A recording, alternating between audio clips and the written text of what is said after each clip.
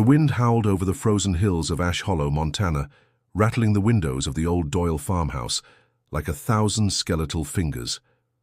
The fire had long since died in the living room, and only the bitter cold remained, creeping through the floorboards and curling around the beds upstairs.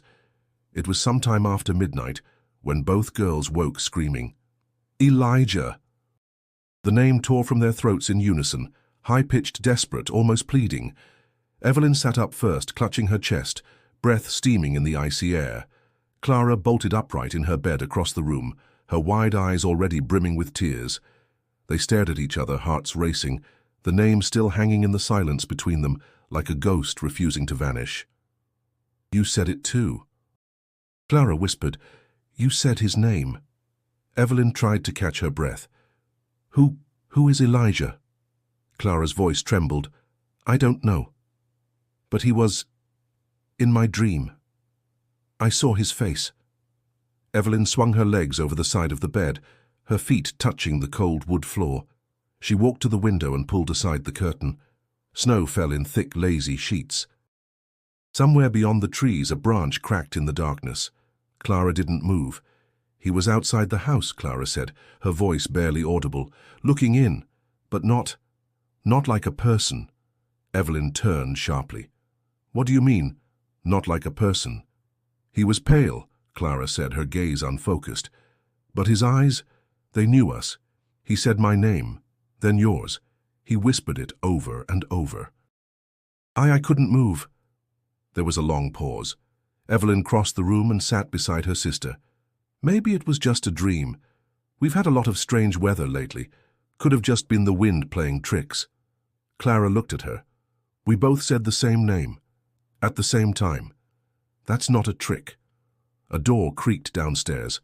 Both girls froze. They waited, breath held, listening to the silence. Then footsteps, soft, slow, moved across the creaky wooden boards of the first floor. Clara clutched Evelyn's arm. "Do you think it's him?" "No," Evelyn whispered.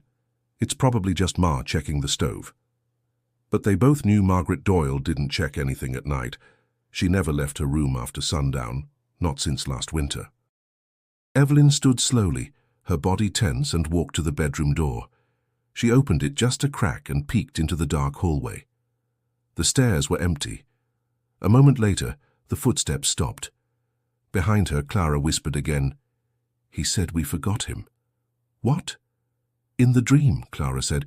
"He said we forgot him, and now he's coming back." The floor creaked again downstairs, then silence. They didn't sleep the rest of the night. The wind kept screaming, and the house groaned under the weight of the storm. Morning didn't feel like morning at all, just a lighter shade of grey pressing against the windows. If you want to know who Elijah is, and why both sisters screamed his name without ever hearing it before, don't forget to subscribe. This story is only beginning. At breakfast, the air was thick with silence. The kitchen smelled of burnt toast and cold coffee, but neither Evelyn nor Clara touched their plates. Margaret Doyle moved with mechanical precision, her eyes shadowed by fatigue or something deeper, something that hung heavy in the room like smoke. Evelyn cleared her throat. "Ma," she began, her voice tentative, "do you know anyone named Elijah?" Margaret froze mid-step, the butter knife in her hand hovering over a piece of bread. Her eyes slowly lifted, meeting Evelyn's with something unreadable. Fear, maybe, or shock too well buried. "Where did you hear that name?" she asked, her voice flat, calm in a way that was unnatural. "We both dreamed about him," Clara said quickly. "At the same time, we woke up screaming it." Margaret set the knife down carefully and sat at the table, her fingers laced together tightly.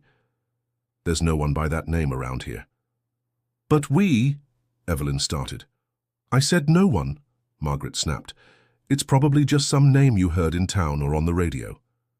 Clara shook her head. "I've never heard it before. He was at the window watching. He said we forgot him." Margaret stood again, her chair scraping the floor. "Dreams are just shadows of things we don't understand.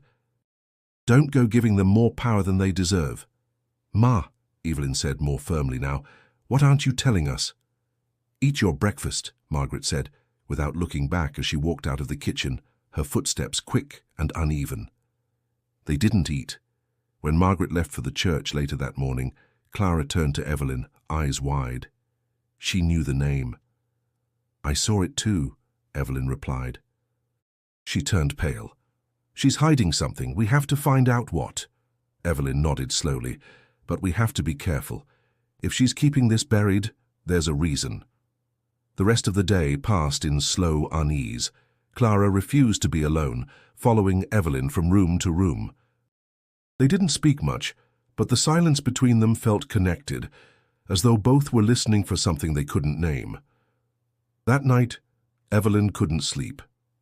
She lay awake, staring at the cracks in the ceiling, wondering why a name neither of them had ever heard could make her heart pound in her chest like that. Names meant something. They were anchors. So why did Elijah feel like it was tied to a storm? She rose from bed quietly and moved to the bookshelf across the room. She scanned the spines of old family albums and dusty journals. Something had to be here. "Evelyn?" Clara's voice was soft behind her. "I just want to see if there's any mention of him." Clara sat up. "I don't want to dream about him again." "I don't think this is just a dream." Clara didn't argue. Evelyn pulled down an old leather-bound photo album from the top shelf. The cover crackled in her hands. She opened it carefully. Faded photographs in black and white. People in stiff collars and solemn expressions. Family picnics in the hills. Children standing in front of barns long collapsed. Then she saw it. On the back of one photo in Margaret's handwriting, E. Doyle, summer 1921. E. Doyle. Elijah? The boy in the photo looked to be around 10. He had dark hair, a slight frame, and a quiet smile that didn't reach his eyes. Evelyn didn't recognize him. She showed it to Clara. "That's him," Clara whispered. "That's the boy from my dream." Evelyn felt the chill again, not from the cold, but from something deeper. She flipped the photo over again. No mention of him anywhere else. No one had ever spoken his name, not until last night. The attic door groaned as Evelyn pulled it open. The narrow staircase creaked under her weight, each step a protest of age and neglect. She held a lantern, its dim light flickering against the shadows that clung to the corners. Clara followed close behind, gripping the hem of Evelyn's sweater like a lifeline. Dust swirled in the cold air, disturbed for the first time in years. Trunks lined the back wall, along with boxes stacked haphazardly, their edges frayed, their contents forgotten. The smell was sharp with mildew and old cedar. "Do you even know what we're looking for?" Clara asked, her voice barely above a whisper. Evelyn shook her head. "I don't. But if he was part of this family, if Ma wrote his name on that photo, then something about him has to be up here." They began opening boxes, old clothes, holiday decorations, baby toys worn with time.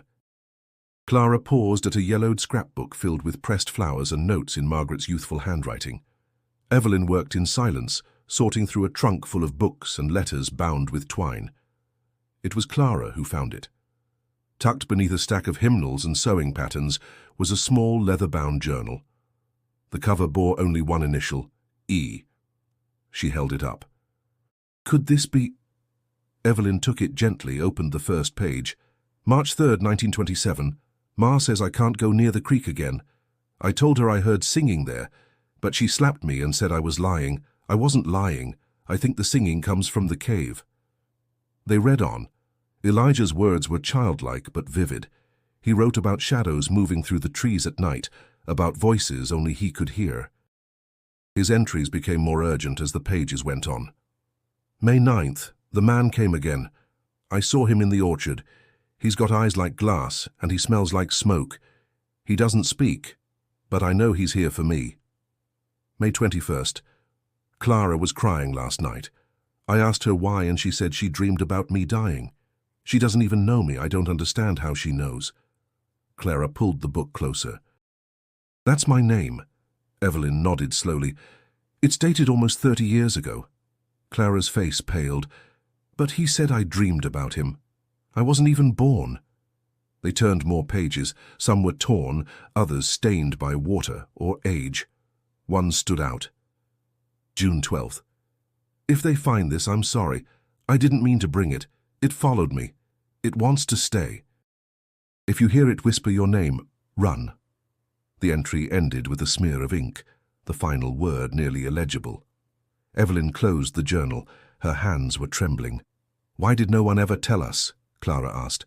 Why would Ma hide all this? I don't know, Evelyn replied. But this boy, Elijah, he was real, and somehow he knew about you. Clara sat on an old trunk and stared at the floor. Do you think she made us forget him? No, Evelyn said, her voice tight. I think something else did.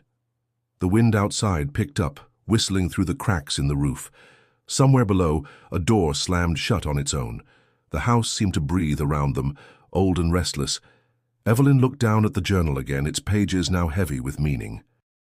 If he wrote about hearing voices and now we're hearing his name, maybe it never stopped. Clara looked up. Maybe it's still happening. They didn't speak after that.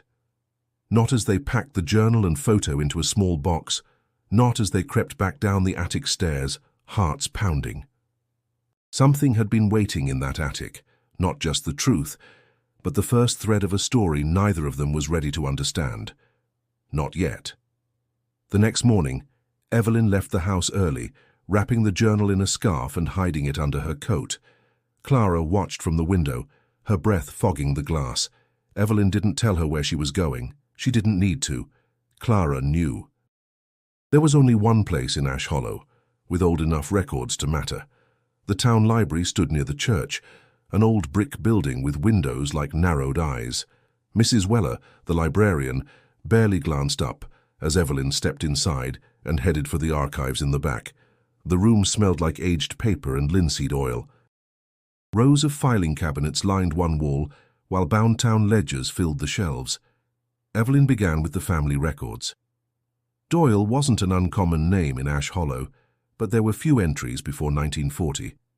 She found a marriage certificate for Margaret and Thomas Doyle dated 1935, a birth record for Evelyn in 1937, Clara in 1939. Nothing about an Elijah. She checked again. Nothing. Not a birth. Not a baptism. Not a school enrollment. Nothing. But then she found a gap. The school ledger from 1928 had a note in the margin. E. Doyle, withdrawn, 6/17. No reason listed, just a name. Elijah. Her heart quickened. She flipped through the pages for the days before and after. There were attendance notes, mention of chickenpox spreading among younger students, but no deaths recorded. Evelyn walked up to Mrs. Weller, keeping her voice even. Is there a list of burial records from the late 1920s? Mrs. Weller gave her a sideways glance. You researching something in particular? My family, Evelyn said quickly, trying to trace the tree. The woman led her to the dusty church archives stored in boxes. Evelyn sifted through them until her fingers were black with ink and dust. The name wasn't there, no obituary, no funeral. It was like Elijah had vanished. On her way home, Evelyn walked slower than usual. The snow had stopped, but a cold wind pushed down from the hills. Her mind raced. A child doesn't simply disappear without a trace, not unless someone wants them forgotten. When she reached the farmhouse, Clara met her at the door. I saw him, she said, her eyes wide. While you were gone, out by the trees, Evelyn froze. You saw Elijah? I think so. He was just standing there, not moving. His clothes were wet, like he'd come from the creek. Evelyn swallowed hard. Did he speak? Clara shook her head. But I heard something. Not from him, from the woods. It was whispering our names. Evelyn stepped inside, shutting the door firmly behind her. The house felt colder than before. She pulled the journal from her coat and laid it on the table. There's no record of him, she said. Nothing in the church, nothing in the school except one note. He was withdrawn in June 1928. After that, nothing. Clara's voice was small. Maybe he didn't die. Evelyn looked at her. Then where did he go? Clara glanced toward the window. Maybe he never left. The journal sat between them like an open wound. Evelyn thought of the last entry, the one about something following Elijah, something that stayed. Do you think Ma knows? She has to, Clara said. He was her son. Evelyn didn't answer. The lantern on the wall flickered once, then steadied. Outside, the wind stirred again. The trees bent as if bowing to something unseen. They didn't speak again for hours. There was nothing more to say. But in the silence, they both knew what was coming. Elijah wasn't a memory. He was a question that refused to be buried. And now he was rising. Evelyn hadn't set foot inside the church in nearly a year. The scent of melted wax and old wood still clung to its beams, familiar but somehow different now, thicker, as if infused with secrets too heavy to rise. She found Reverend Caldwell near the altar, polishing the brass candlesticks with meticulous care. He looked up and smiled with polite curiosity. "Miss Doyle, haven't seen you in a while." Evelyn hesitated before stepping closer. "I need to ask you something. It's about someone who used to live here, a boy. His name was Elijah." The Reverend paused mid-polish. His hand lowered slowly. "Elijah Doyle." She nodded. His expression hardened, the warmth in his eyes dimming. "Where did you hear that name?" "I found a journal," Evelyn said. "Clara and I, he came to us in a dream. We didn't know about him before, but now—" "Things are happening." Caldwell set the cloth down. "Things? She's seeing him, hearing him, and I found pieces, photos, old records, but nothing adds up." He walked to the pews and sat down, motioning for her to do the same. She joined him, the wooden bench creaking beneath their weight. "Elijah Doyle was never spoken of openly," he said. "He vanished in the summer of 1928. Some claimed he drowned, others whispered darker things. But your mother, Margaret, she never allowed his name in the church again, not even in prayer." "Why?" Evelyn asked. "What happened?" He looked toward the stained glass window, as if the answer lay there. "There were incidents after his disappearance, livestock dead without wounds, children waking in the night screaming. Some said Elijah had brought something back with him from the woods, something not meant to follow." Evelyn's breath caught in her throat. "I was a boy then," Caldwell continued, "but I remember. I remember the fear. Margaret withdrew. She wouldn't speak to anyone for weeks, and when she came back she was different. She still is," Evelyn said. "Cold, closed off." Caldwell nodded. "She was devoted to the church once, then she stopped coming. Some said she made a pact, others said she simply broke." Evelyn's voice was barely a whisper. "Do you think something's returned?" The Reverend's face darkened. "If Elijah's name has found its way back to your lips, then yes. Something has come with it." He reached into his coat pocket and pulled out a small wooden cross, the edges worn smooth. "Keep this near, and tell Clara to stop inviting it." "She's not inviting anything," Evelyn said, bristling. Caldwell looked at her firmly. "You don't know what doors a child's voice can open, especially when grief, confusion, and fear are all tangled together. Spirits, if that's what we're dealing with, don't need rituals, they need remembrance, and sometimes that's enough to wake them." Evelyn took the cross with a shaking hand. "Do not go into the woods alone," he said. "And if you see him again, if either of you see him, do not answer. Do not speak his name, and above all, do not follow." Evelyn stood, unsettled but grateful. "Thank you." He didn't rise. "Tell your mother I asked about her." Evelyn turned to leave, her thoughts racing. Outside, the snow had begun again, fine flakes drifting down like falling ash. She walked faster, clutching the cross tight against her chest. Her boots crunched through the ice, the wind rising behind her like a whisper on the edge of hearing. When she reached home, Clara was waiting on the porch, arms crossed against the cold. "Did he say anything?" Evelyn nodded. "Enough." Clara glanced toward the woods. "He's getting closer." Evelyn didn't ask how she knew. Some truths don't need voices. Some just breathe low and slow, waiting for the right silence to enter. That night, the snowfall came heavy and fast, blanketing the trees and roads in thick silence. The air inside the farmhouse felt dense, as though the storm had pressed something unseen into its walls. Evelyn stayed by the window long after supper, eyes scanning the darkened tree line, the cross from Reverend Caldwell clenched tightly in her hand. Clara sat on the rug by the fireplace, her knees drawn up, the journal open in her lap. She hadn't spoken much since Evelyn returned from the church.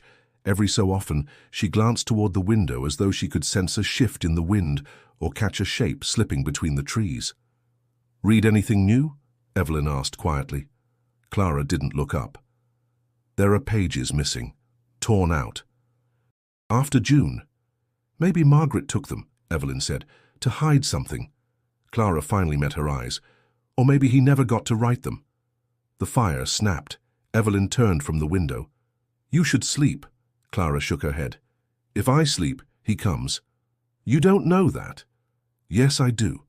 Evelyn sat beside her and watched the flames curl around the logs. "Reverend Caldwell said not to speak his name. That remembering gives him strength." Clara's voice was flat. "Too late." Later that night, Evelyn stirred from sleep, heart racing. The air in the room was colder than before, breath visible even under the thick quilt. She sat up slowly, expecting to see Clara asleep across the room. The bed was empty. Her breath caught. "Clara?" She stood and crossed the room, her bare feet freezing on the floor. The door creaked as she opened it, but no one was in the hallway.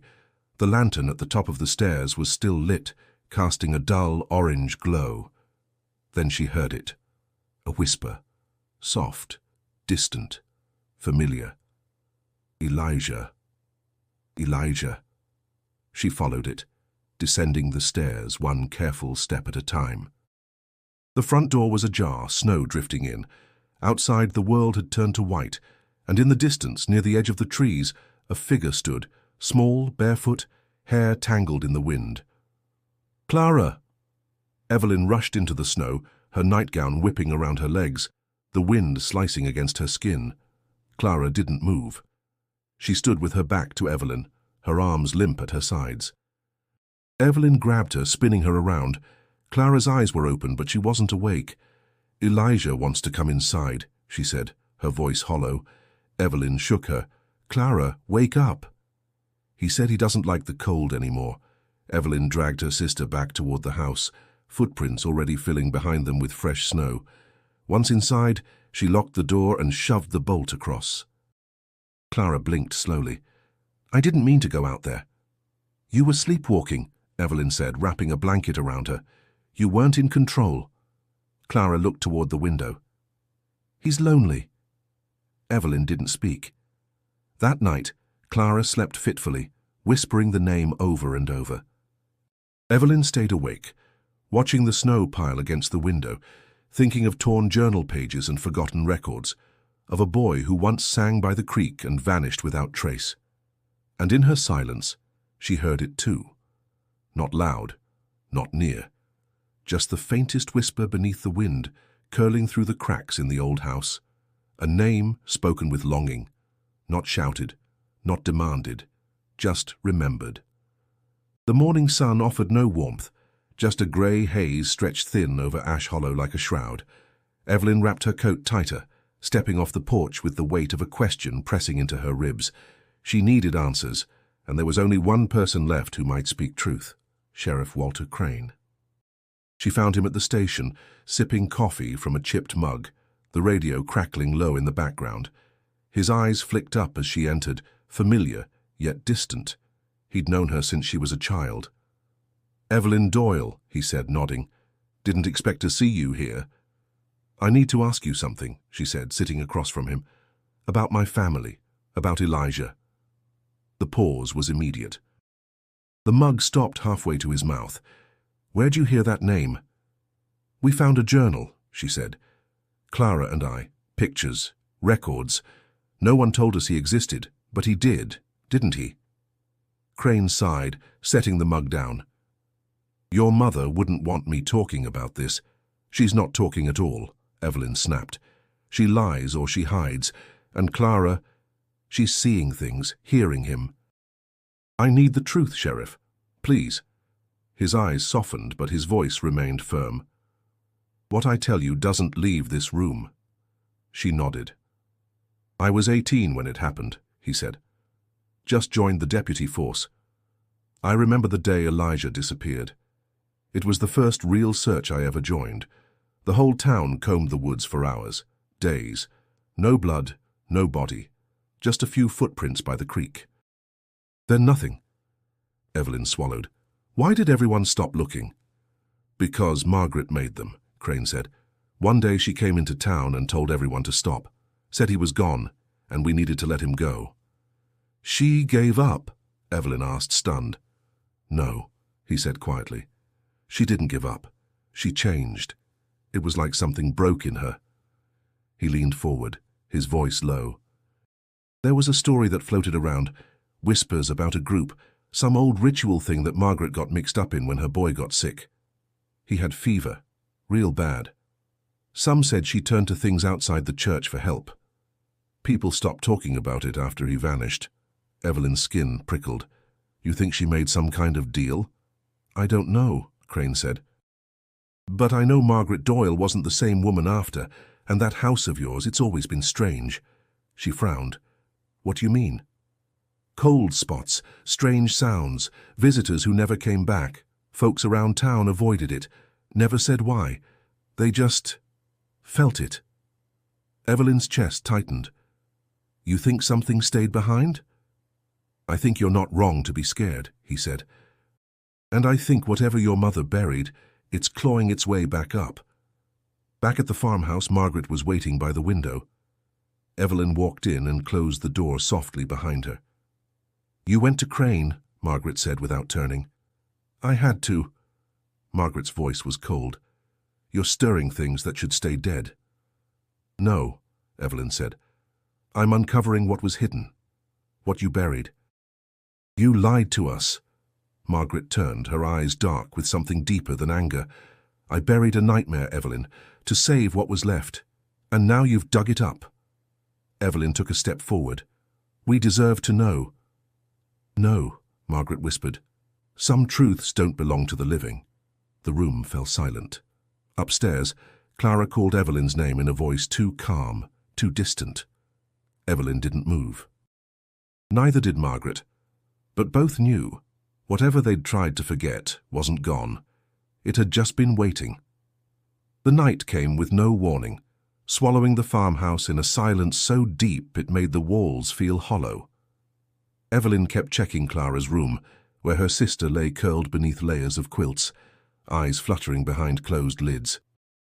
She hadn't spoken since earlier that afternoon, since calling Evelyn with that too calm voice and saying nothing at all when she arrived. Margaret had retreated to her room, locking the door, refusing to answer, when Evelyn knocked. So Evelyn sat by the hearth, the journal in her lap, the fire casting strange shapes on the walls. Wind rattled the shutters. The trees moaned. When Evelyn woke, it was still dark. The fire had burned out. A gust of wind pushed through a gap in the window frame. Something was wrong. She stood up slowly, her body aching, and walked to Clara's room.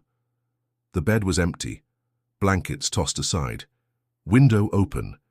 Evelyn's breath caught. Clara? She ran through the house. Clara! She called louder, panic rising. No answer. Outside, the snow was fresh, undisturbed, except for a single trail of small footprints leading away from the house and toward the forest. Evelyn grabbed her coat, barely tying it before rushing out, boots crunching over the powder. The prints led through the orchard, down past the edge of the property, straight into the line of trees. Elijah, Evelyn muttered. You took her. The trees stood like ancient witnesses, cold and silent.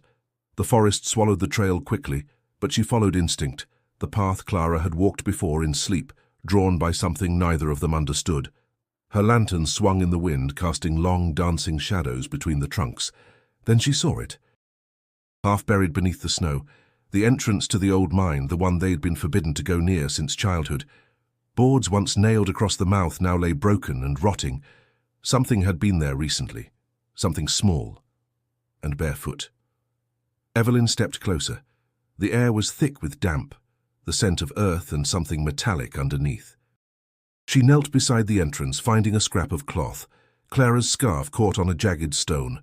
Her heart raced. She went in. Evelyn turned back once toward the house, its light a pinprick in the distance. Then she looked into the black mouth of the mine. From inside, barely above the sound of the wind, she heard a voice. "Elijah!" It was Clara's, faint, echoing. Evelyn didn't hesitate.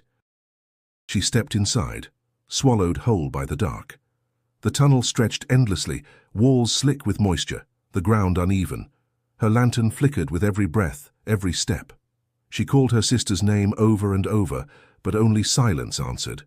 And then, another voice, familiar, younger.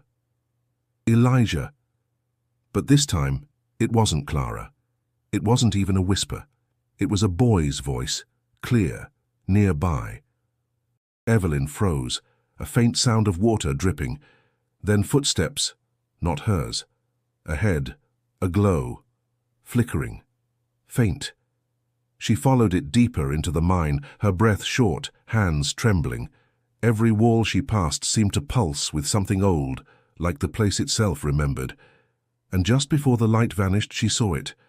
A figure, small, still, not Clara, a boy. Then he was gone.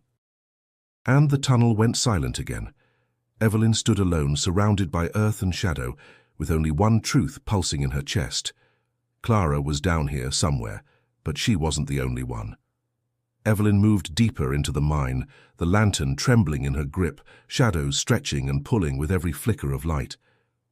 The air thickened, cold and moist, clinging to her skin like breath that didn't belong to her. Each step echoed off the stone walls, repeating her fear back at her in fading whispers. "Clara," she called, her voice bouncing ahead, swallowed quickly. The tunnel narrowed. She ducked beneath jagged beams, her boots sliding slightly on the damp earth. The walls here looked carved, not just by tools, but by something older, something with purpose. Strange marks scraped into the stone, spirals and symbols she didn't recognize. Her fingers brushed them as she passed, and a chill ran up her spine. Then came the sound again, dripping water far off, and another sound layered beneath it, breathing, not hers. She stopped. A soft whisper passed close to her ear, too close. No breath, just words. "You came." She spun, the lantern swinging wildly, light scattering over the walls, but no one was there. The tunnel behind her was empty. Heart racing, she pressed forward. The path dipped sharply. She had to climb down, one hand gripping a root, the other holding the lantern away from her face. As she landed at the bottom, the ground shifted beneath her. It wasn't stone anymore, it was packed soil, and the tunnel widened. A large chamber opened before her, roof high and jagged, like the inside of a cracked skull. In the center sat an old crate, broken open, surrounded by remnants of cloth and rusted metal. Tools, toys. She moved closer. And then she saw her. Clara was there, sitting cross-legged on the ground, eyes wide open but unfocused. Her lips moved, but Evelyn couldn't hear what she was saying. She knelt beside her, grabbing her shoulders. "Clara, Clara, look at me." But Clara didn't react. Her hands were moving, tracing invisible shapes in the air. Evelyn turned her ear close. "Elijah, you don't have to stay. You don't have to stay." "I remember you. We remember." Evelyn shook her again. "Wake up." Clara blinked once. Her eyes snapped to Evelyn's. "He's here," she whispered. "He's waiting for you." Before Evelyn could respond, a gust of cold air rushed through the chamber, dousing the lantern flame. The darkness was immediate and absolute. She reached for Clara's hand, gripping it tightly, and then she saw him. Not with her eyes, but with something else, something deeper. A boy, standing at the far edge of the chamber, face obscured but presence unmistakable. Elijah. He didn't move. He just stood there, and Evelyn heard him, not with ears, but in her chest, her bones, her blood. "You remember me?" Clara squeezed her hand. "He doesn't want to hurt us." Evelyn's breath was shallow. "Then what does he want?" To be seen. Light returned, soft, flickering, from nowhere and everywhere. The symbols on the walls glowed faintly, pale blue like frozen fire, and the boy began to step forward, slow and silent. Clara didn't flinch. Evelyn stood her ground. When Elijah reached them, the cold deepened, But it wasn't cruel. It was sadness, the weight of something unfinished. He raised one hand and pointed to the wall behind them. Evelyn turned. There, scratched into the stone, were the same spirals from the tunnel, only now they formed a circle. At its center, a name. Elijah Doyle, carved over and over again, as if trying to remain. Evelyn touched the mark, and suddenly she understood. He hadn't been trying to frighten them. He was trying to come home. Evelyn didn't speak. Her fingers lingered on the carved name, tracing each letter as if to confirm it was real. Behind her, Clara breathed slowly, calm now, her voice no longer whispering. Elijah stood in silence, no longer just a memory, no longer a ghost haunting the edges of their minds. He was there, solid and solemn, his presence as real as the stone beneath their feet. His eyes met Evelyn's. They were dark, hollow, not with menace but with age, with the ache of having waited too long. He didn't look older than 10, but there was something ancient behind his expression. She expected him to vanish, to dissolve into shadow the way dreams did, but he didn't. Instead, he stepped forward, and for the first time he spoke aloud. "I was left," Elijah said, his voice thin and distant. "Not by her, by time." Clara rose to her feet beside Evelyn, her hand still holding tightly. "Why did we forget you?" "Because forgetting was part of the price," he said. Evelyn felt her blood chill. "A price? For what?" Elijah's eyes shifted to the marks on the wall. "I was sick, dying. She asked them to save me. She begged." Evelyn's throat tightened. "Margaret." He nodded. "She found them. In the woods. In the cave. They offered her a choice." "What kind of choice?" Evelyn whispered. "To keep me. But not here. Not whole. They would take me. Make me part of the stone. Part of the space between dreams. I wouldn't die. But I wouldn't live either." Clara's voice was trembling. "That's why you're still here. Why we heard your name." "I needed someone to remember," Elijah said. "I needed a voice." Evelyn turned toward Clara. "The dreams, the whispers. He found you first." Clara nodded. "I felt him before I ever knew him." Elijah took a slow breath. She tried to seal it, with silence, with forgetting. But silence cracks, and memories return.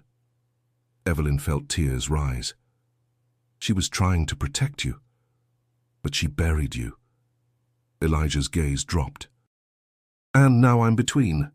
They stood in silence for a long moment. Clara stepped closer to him. "You don't have to stay anymore. You're not forgotten." "You said my name," he murmured, "at the same time." "That's when it started," Evelyn said. "That's when the bond returned." Elijah looked up, his face no longer hollow, just tired. "Then maybe now it can end." The chamber began to shift. A faint vibration underfoot. The symbols on the wall pulsed slowly, a heartbeat through stone. Clara's hand tightened again. "What's happening?" Evelyn turned toward Elijah. "What do we do?" "You finish what was started," he said. "You bring me home." The air grew colder, sharper, but no longer hostile. The mind didn't feel like a trap anymore. It felt like a gate. Elijah reached toward the wall, touching the spiral. The markings lit up, casting the chamber in pale blue. The name, his name, burned brightest. Then, slowly, his shape began to fade. Clara gasped. "Wait, Elijah." But he smiled. A small, honest smile. "You remembered me," he whispered. "That's enough." And then he was gone. The glow faded. The cold softened. The mine fell silent. Evelyn looked at Clara. "We brought him back and let him go." Clara nodded, eyes glistening. He wasn't lost. Just waiting.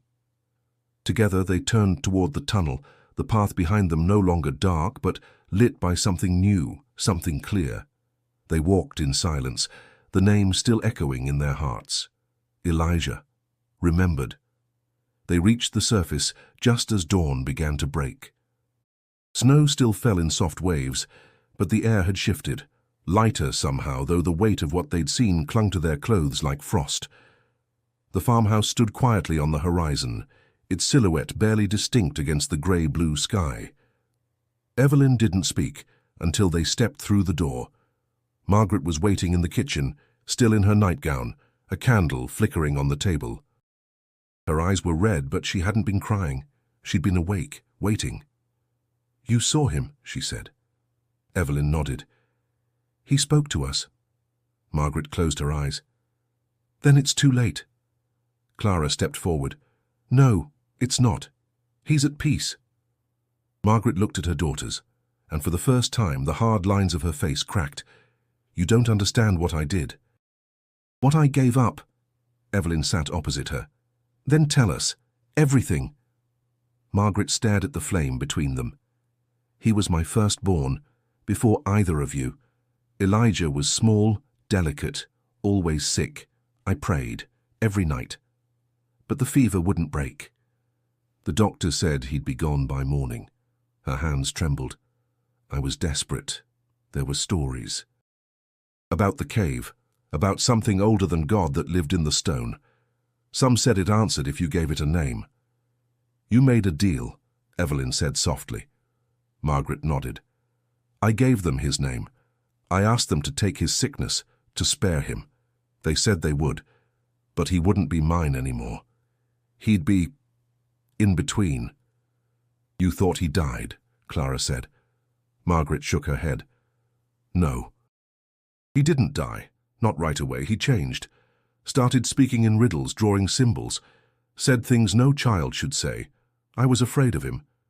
But he never hurt me." Her voice cracked. "And then one morning he was gone. The door wide open, snow everywhere. His footprints led to the mine, that was all."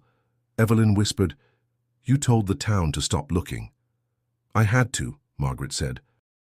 "I didn't want anyone else to see what he'd become, what I'd made him into. I thought, if no one remembered, if no one spoke his name, maybe they'd take him fully. Maybe he'd be free." "But he wasn't," Clara said. "He waited. All this time." "I know," Margaret said. "I felt him, every winter, in the walls, in the dreams, and when I heard you both scream his name. I knew it was starting again." Evelyn reached into her coat and placed the journal on the table. "He left this behind. He never blamed you. Not once." Margaret's hands trembled as she touched the cover. "I didn't deserve his forgiveness." Clara sat beside her. "It's not about deserve, it's about truth. He was never gone, just forgotten." The candle flickered violently, then steadied. Margaret looked at them both. "You went into the mine, you brought him back." Evelyn nodded. "And we let him go." Outside, the wind shifted again, softer now. The farmhouse creaked in the silence. Margaret breathed deeply, her shoulders loosening. "Then it's over." Clara smiled faintly. "Not over, but changed." Margaret whispered, "Thank you." Evelyn stood, wrapping an arm around Clara. He said remembering was the key. Now he's finally remembered. As morning light spilled through the windows, Margaret reached out and held her daughter's hands, and for the first time since 1928, she said his name aloud. Elijah. The sun was climbing, soft and golden, casting long shadows through the frost-glazed windows. But the warmth did little to ease the weight in Evelyn's chest. Elijah might be at peace, but something still lingered, unspoken, unresolved. "He's remembered now," Clara said quietly, standing by the fireplace, holding the journal to her chest. "But we haven't undone what she did." Evelyn nodded. "Reverend Caldwell said remembrance wakes things, but maybe truth sets them free." Margaret sat at the table, shoulders hunched, eyes on the flames. "I don't know how to undo a promise I made in desperation. You said they asked for a name," Evelyn said, "and that you gave it." "They marked him," Margaret replied. "They carved it into stone, bound it to silence and shadow. As long as no one remembered, he remained theirs. Half-trapped." Evelyn's voice grew firmer. "But we said it. We remembered." That broke their silence. "Then what remains is you," Clara said, stepping forward. "The one who gave the name. You have to call him back. Freely this time. Not to take, but to release. Margaret looked at her daughters, so much strength in them, so much pain endured for a boy they never knew. Slowly she rose. "What must I do?" she asked. Evelyn opened the journal and pointed to the final page, the one with the faint spirals and faded ink, where Elijah had written, "If they find this, I'm sorry. I didn't mean to bring it. It followed me." "He didn't bind it," Evelyn said. "You did. Your voice gave it power. Your voice can break it." The three of them stepped outside, boots crunching over the frozen ground. The snow had settled, undisturbed, but the forest seemed to lean in, listening. They followed the old trail through the trees, past the orchard, back to the cave that led to the mine. They didn't enter. They didn't need to. Margaret stood at the threshold, her breath rising like smoke in the morning air. She spoke with a trembling voice. "Elijah Doyle, I name you now in truth, not in fear. Not to bargain, not to bind, I remember you. I release you." The wind shifted suddenly, pushing outward from the mouth of the cave like a sigh. The trees groaned, the sky darkened for a brief moment, then cleared. Clara clutched Evelyn's hand. "Do you feel that?" Evelyn nodded. "Like something let go." Margaret stepped back, her body shaking. "I gave him away once, but now I've given him back." The ground beneath them settled. The frost in the air lifted. They stood in silence, 3 generations of grief, redemption, and memory gathered at the edge of old stone. The curse had never been a spell. It was a silence born of shame, a name stolen and hidden, a soul trapped in the gap between love and fear. Now it was over. Back at the house, Margaret packed away the journal, not to forget again, but to preserve. It would remain on the shelf, spine outward, a name in plain sight. A life once silenced, now remembered. That night, the house was quiet. No whispers in the wind, no dreams clawing at the edges of sleep, no weight behind the walls. Just the crackle of fire, the warmth of breath, and the knowledge that some stories, when told fully, don't haunt, they heal. And for the first time in decades, Ash Hollow slept through the night. By the week's end, snow had begun to melt around Ash Hollow. The thaw came earlier than expected, a soft drip of water from rooftops and tree limbs, as though the town itself had exhaled. For the first time in decades, the air didn't carry that same biting silence. It felt lighter, looser. Evelyn noticed it first in the schoolhouse records. She'd returned to the library, drawn by something unspoken, a need to see, with her own eyes, if the world had shifted the way she felt it had, Mrs. Weller barely looked up as Evelyn walked past the desk, though her eyes lingered a little longer than usual, curious. In the back, Evelyn went straight to the old ledgers. The 1928 school register sat where she'd left it. When she opened it, her breath caught. The marginal note that once read simply E. Doyle, withdrawn 6/17, had changed. Now beneath it, a line of ink in different handwriting read, "Return to records following community inquiry. Elijah Doyle, born 1918, attended through June 1928. Her hand trembled. She checked the birth registers next. There it was. Elijah Doyle, listed clearly under Margaret and Thomas Doyle. A name once erased, now restored. She wasn't the only one who noticed. At church that Sunday, Reverend Caldwell paused his sermon midway through, staring at the stained glass above the altar. "There's a boy," he said, voice low but sure. "I dreamed of him last night. He stood in the orchard and asked me what I remembered." A murmur moved through the congregation. Evelyn glanced at Margaret, sitting near the back with Clara. Her mother's face was calm. Later that day, an elderly woman named Mrs. Finley approached Evelyn in town. "Strangest thing," she said. "Found a photo in an old drawer this morning, labeled Elijah Doyle. Clear as day. I don't remember owning it." Others followed. Photos reappeared. Letters surfaced. Church logs, school notes, even the newspaper archives had shifted. An entire life once scrubbed clean, now slowly reformed piece by piece from the bones of memory. It wasn't loud. It wasn't sudden. But it was happening. Ash Hollow was remembering. Back at the farmhouse, Evelyn stood by the attic stairs, journal in hand. She didn't climb them, didn't need to anymore. The secrets stored up there had already come down. Clara was in the parlor, sketching with quiet focus. Every page she drew now began the same way. A boy standing by the trees, half-turned, waiting. Margaret spent her mornings in the garden, digging through frozen soil with steady hands, preparing for spring. She hummed as she worked, an old lullaby neither Clara nor Evelyn had ever heard before. "Elijah used to sing it," she'd said when they asked. He always liked the melody. The name came easier now, spoken aloud, gently, no longer a threat, no longer a weight, just a name, held in the air by those who'd finally stopped denying it. One evening, Sheriff Crane dropped by. He stood on the porch, hat in hand, eyes unreadable. "I remembered something," he said. "A day after Elijah vanished, I found a small wooden toy near the creek. A carved bird. I'd forgotten it until yesterday." He handed it to Evelyn, smooth and worn, the edges rounded by time, the carving still clear. "I think it belonged to him," he added. Evelyn took it. "Thank you." He nodded and left. The bird sat on the mantel now beside the journal, beside a framed photo of a boy no one could forget again. Clara walked into the room, her sketchbook in hand. "I think he's smiling in this one," she said. Evelyn looked down at the drawing. Yes, he was. A soft smile, quiet and complete, and for the first time it felt final. Night came soft and quiet, cloaking the Doyle farmhouse in gentle darkness.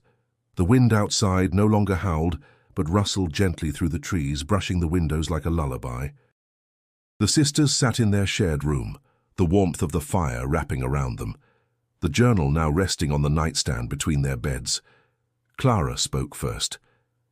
"Do you think he knows it's done?" Evelyn didn't answer right away. She stared at the ceiling, listening to the faint creaks of the old house settling. "I think he knew the moment we said his name. The rest was just catching up." Clara turned toward her. "I miss him." Evelyn looked at her. "You didn't even know him." "I know," Clara said, "but I still do." Neither said more. There wasn't anything left to chase. No more questions clawing for answers. Just memory, whole and open, settling back into its place. At some point during the night, Evelyn woke to a familiar feeling, calm but alert. She sat up and saw Clara already awake, sitting cross-legged on the floor, her face lit by the soft glow of the fireplace. "He's here," Clara said gently. Evelyn joined her, and together they sat in silence. And then he appeared. Elijah stood by the window, barefoot and still, the soft blue light of the moon outlining his form. His eyes met theirs, not sad, not lost, but full. Like something finished, like someone ready. He stepped closer, and this time he didn't flicker. He didn't fade. Clara smiled. "Hi, Elijah." He nodded. "You remembered." Evelyn's voice caught. "Are you free now?"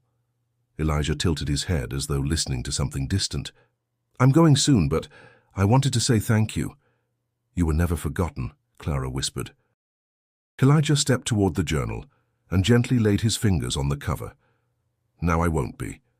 He looked at Evelyn, and for a moment it was as if all the winters he'd waited melted into a single instant of peace. "Tell her. She didn't lose me." "We will," Evelyn said. He turned toward the window, the glow around him growing softer. "This place, it held me. But now, it remembers me." "That's enough." As he stepped back into the moonlight, the edges of his figure shimmered like mist rising from morning frost. "Elijah," Clara said. He turned one last time. "Goodbye," she whispered. He smiled. "No, not goodbye." And then he was gone. No dramatic fade, no wind or tremble, just a soft release, like breath let go in the cold. They sat there for a long time, listening to the stillness. The room felt warm, whole. In the morning, they told Margaret. She didn't weep. She didn't fall apart. She simply closed her eyes and whispered his name again. Not in mourning, in love. They buried the toy bird near the creek where his footprints had once vanished. Clara carved his name into a smooth stone and placed it at the base of the old pine tree. Nothing grand, nothing loud, just remembered. The seasons turned. Winter's icy grip loosened its hold on Ash Hollow, giving way to the slow awakening of spring. Buds broke through the frozen earth, and streams trickled through the meadows. With each passing day, the heaviness that had blanketed the town for so long faded, replaced by a sense of gentle relief, a space where new memories could finally grow. At the farmhouse, life moved forward, quietly and honestly. Margaret spent her mornings tending the garden, the rhythm of planting and pruning steadying her hands and her mind. She often hummed the old lullaby Elijah had loved, letting it float on the air as she worked. Sometimes Evelyn joined her, kneeling in the dirt beside her mother, a comfortable silence passing between them, one that needed no words. Clara changed too. She laughed more, slept deeper, and filled her sketchbooks with new drawings, sunlight falling through pine trees, wildflowers growing near the creek, a farmhouse at peace. On one page, at the edge of a field, stood a boy in the distance, barefoot, smiling, half-turned toward the horizon. His name, Elijah, was written in careful script below. On Sundays, the family went to church together, their presence quiet but steady. Reverend Caldwell often paused during his sermons, eyes resting on the Doyles, as if remembering a time before silence claimed their hearts. After services, neighbors would stop by to chat or share a meal, never mentioning the long years of unease, but always leaving with a little more lightness in their steps. One afternoon, Evelyn wandered down to the old creek, where the water ran clear and cold over smooth stones. She knelt by the pine tree and traced the letters Clara had carved into the rock. Elijah Doyle. The toy bird Sheriff Crane had found sat nestled in the roots, feathers worn by rain and sun. Evelyn smiled, a feeling of quiet gratitude blooming in her chest. She knew she would never forget the strange winter, nor the boy whose name had been both curse and blessing. But it didn't hurt anymore. It was just a story, woven into the fabric of their lives, a part of who they were and who they would always be. As dusk settled over Ash Hollow, the sisters sat together on the porch, watching fireflies dance above the grass. Clara nudged Evelyn and whispered, "Do you think he can see us?" Evelyn nodded. "I think he's everywhere we remember him." Margaret joined them, settling into the old rocking chair. She looked out across the yard, eyes soft and distant. "I wish I could have done things differently," she said quietly.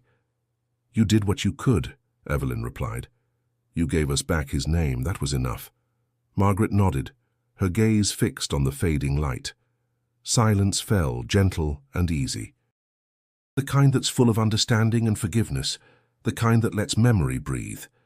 Inside the house, the journal sat on the mantel, spine out, name clear. A reminder not of what was lost, but of what was found. Elijah Doyle. Remembered. His story became part of Ash Hollow's tapestry, whispered sometimes by the wind, told quietly from mother to daughter, passed down with the lullabies and the laughter.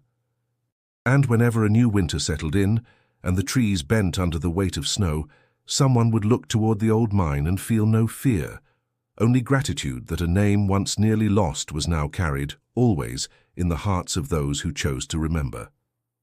Thank you for listening to this story. If you haven't already, be sure to subscribe so you never miss the next tale. And don't forget, click the video suggested on your screen to continue exploring more haunting and unforgettable mysteries.